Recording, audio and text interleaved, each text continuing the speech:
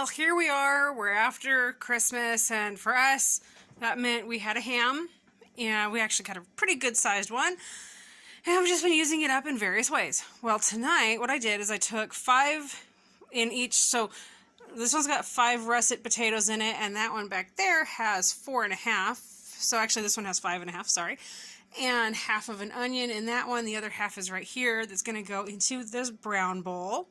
And this is just such a super easy, straightforward recipe that everybody enjoys. You can make it like I'm making 2 of them because I've got my 2 boys and my husband. And I want to have enough for there to be leftovers, hopefully, for them to have for lunch tomorrow. At least to be able to send for my husband for him to take to lunch, for his work lunch.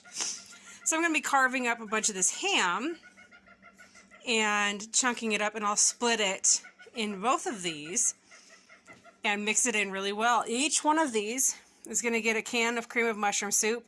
I'm not going to add any liquid. I'm just going to spoon this in and then mix it around. And then that half cup of butter right there, I'm going to split that in between the both of them, and I'll put that on top. And then right before I go to bake it, I'll bake it for a little while at 400 degrees. And after about 30 minutes, I'll pull it out, stir it around, and then I'm going to put the cheese on top of it and stick it back in for about 30 minutes to 45 minutes, depending on how long it takes it to get soft. Now, you could do this at a lower temperature, like 350, 375, and cook it for longer if you wanted. It is kind of late in the evening, so I'm just trying to get dinner hustled along here. But it's just super, super simple, super easy. It's just russet potatoes. I did spray the bottom of this pan, and if you can hear all that chattering in the background, that is Squishy the quail, who has decided he's going to help me explain this recipe.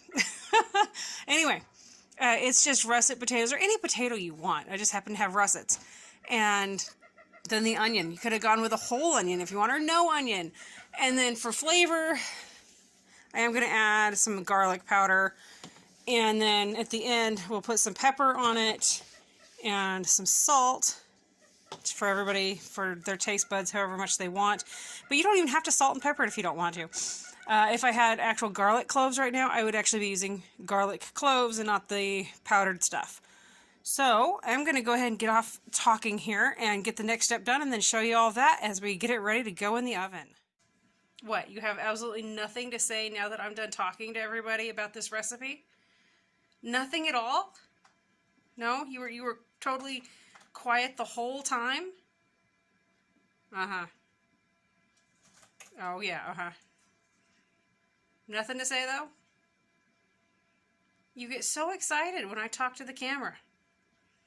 He's like a toddler. Anybody that's experienced a toddler, as soon as you go to talk to somebody, especially if you get on the phone, and suddenly they need you, it's like the end of the world if they don't have your attention. Well, that would be Squishy. Yeah, uh-huh. Ignore me. Floof.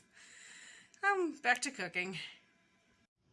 Okay, so I did not end up mixing in the Campbell's soup, the cream of mushroom, just because this one is so darn full. But it does have the butter on top of it, and I'm just going to put some tin foil, aluminum foil on top of that, and slap it in the oven. This one, this is what it looks like before I've got it all mixed in. I've got the spuds on the bottom, you can see the onion, and then the diced up ham, and you can use whatever kind of meat you want. It does not have to be ham. I mean, you could even do ground beef and it was going to taste amazing. But that's what it looks like before I mix it, and I just mixed it by hand. Just use my hands, turn it like you would a salad. Or I guess you could use a fork if you're, clean. Just wash your hands. Anyway, that's what it looks like. Like I said, I'm going to cover that one, mix this one up, add the soup to the top of it, and then the butter. And actually this one, well, it might be, I don't know, I'll just do it the same way as this one.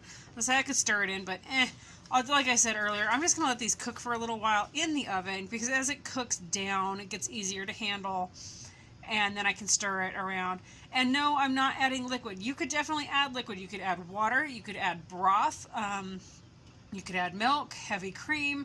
There's lots of options. Sour cream is another option that you could add to this for flavor and the moisture content.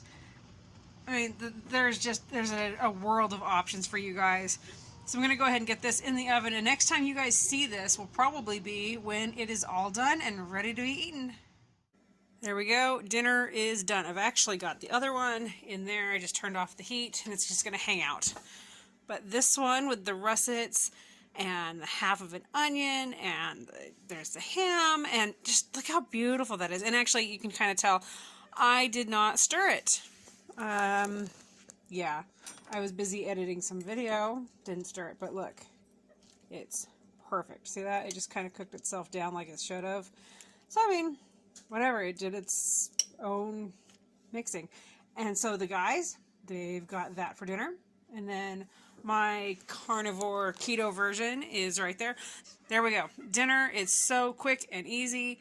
Boom, boom, done. And honestly, everybody loves it. And if you're making this one this one has the cream of mushroom, you can use any kind of soup you want.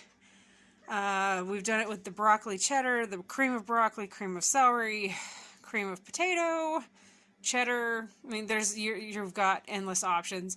And like I said, also, you don't even have to use a creamed soup. You could use broth. You could use, whatever you want. So lots and lots of options.